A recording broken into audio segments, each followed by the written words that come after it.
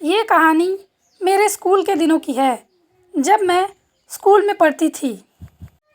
School में मेरी एक दोस्त थी। उसके साथ एक बहुत ही डरावना हादसा हुआ, जो पूरी तरह वास्तविक घटना है। पूरी घटना अगर जानना चाहते हैं तो वीडियो को स्किप किए हुए बिना पूरी कहानी ज़रूर सुने। मेरी एक दोस्त थी जिसका नाम रोहिणी था। वो पढ़ने लिखने में बहुत ही अच्छी थी। उसे किताबें पढ़ने का बहुत ज़्यादा शौक़ था। एक दिन स्कूल में लाइब्रेरी का नया हिस्सा खोला गया था। मेरी दोस्त बहुत ज़्यादा खुश थी कि लाइब्रेरी में अलग अलग तरह की किताबें पढ़ने को मिलेंगी। एक दिन वह लाइब्रेरी में गई और वह देखती है कि वहाँ बहुत सारी धूल और मकड़ी के जाले लटके हुए थे। लाइब्रेरी में घूमते घूमते अचानक से उसकी नज़र एक मोटी सी किताब पर पड़ती है, जो एक कोने में गिरी पड़ी थी। वह एकदम धूल से लथपथ थी। वह किताबें पढ़ने की बहुत ज़्यादा शौकीन थी।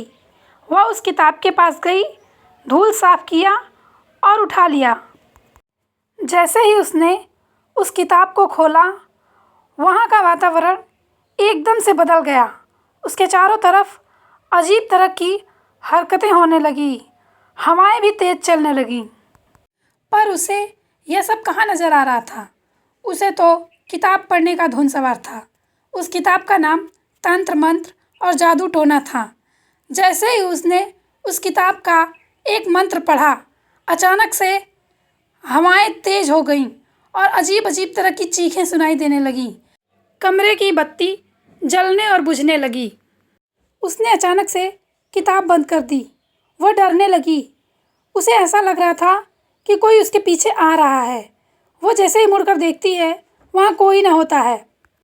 पर उसे ऐसा लगता है कि किसी के हाथ की ठंडक उसके कंधे पर पड़ रही है। वह फिर से पलटकर देखती है, पर कोई नहीं रहता है। वह जल्दी से उस किताब को रखकर लाइब्रेरी से बाहर चली जाती है और वह आकर ये सारी बातें मुझे बताती है। मैंने उसे लाइब्रेरी में जाने से मना किया। वह मान गई। वह फिर दोबारा लाइब्रेरी में नहीं गई। लेकिन उस दिन के बाद उसके साथ अजीब अजीब घटनाएं होने लगीं। अचानक से कभी उसकी किताब अपने आप खुल जाती और कभी उसकी पेन हवा में उड़ने लगती। स्कूल के बच्चे उससे दूर दूर रहने लगे। सबको लगता था कि उसके साथ कोई आत्मा रह रही है, कोई आत्मा उसका पीछा कर रही है। इसलिए सब उससे दूर दूर रहने लगे।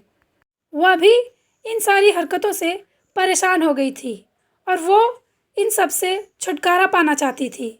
इसलिए वह लाइब्रेरी में फिर से जाना चाहती थी, क्योंकि उसे लगता था कि ये सारी हरकतें वह किताब पढ़ने की वजह से हुई हैं। ये बात सच थी कि कोई आत्मा उसका पीछा कर रही थी और ये सब उस किताब के मंत्र की पढ़ने की वजह से हुआ था। उस किताब में यह भी लिखा था कि अगर उस आत्मा को शांत करना है तो उस किताब का आखिरी मंत्र भी पढ़ना होगा। इसलिए वह एक दिन रात के समय उस लाइब्रेरी में अकेली गई और उसने फिर से वह किताब उठाई। जैसे ही वह किताब को खोलती है, वहाँ पर फिर से वही सारी हरकतें होने लगती हैं। बत्ती जलने बुझने लगती है, चीखें सुनाई देने लगती हैं, हवाएं तेज हो जाती हैं और अचानक से कोई आत्मा प्रकट हो जाती है और वह उसकी तरफ आने लगती है। वह जल्दी जल्दी मंत्र को पढ़ती है और उसने उस आखिरी मंत्र को भी पढ़ दिया, जिससे वह शांत हो जाती है। जैसे ही उसने पूरा मंत्र पढ़ा, वह आत्मा पूरी तरह शांत हो जाती है और वहाँ का माहौल भी एकदम शांत हो जाता है। फिर उसने उस किताब को बंद करके जला दिया और फिर वहाँ से चली आई। उस दिन के बाद फिर उसके साथ कोई भी घटना नहीं हुई। उस दिन के बाद मैं कभी भी दोबारा लाइब्रेरी में नहीं गई और मैंने यह तय किया कि आज के बाद फिर कभी मैं ऐसा काम दोबारा नहीं करूँगी जिसके बारे में मुझे जानकारी ना हो।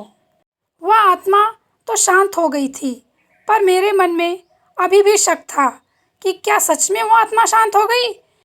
यह छिपकर अभी भी इंतज़ार कर रही है। कहानी का अंत होता है। अगर कहानी अच्छी लगी तो वीडियो को लाइक और चैनल को सब्सक्राइब ज़रूर कीजिएगा।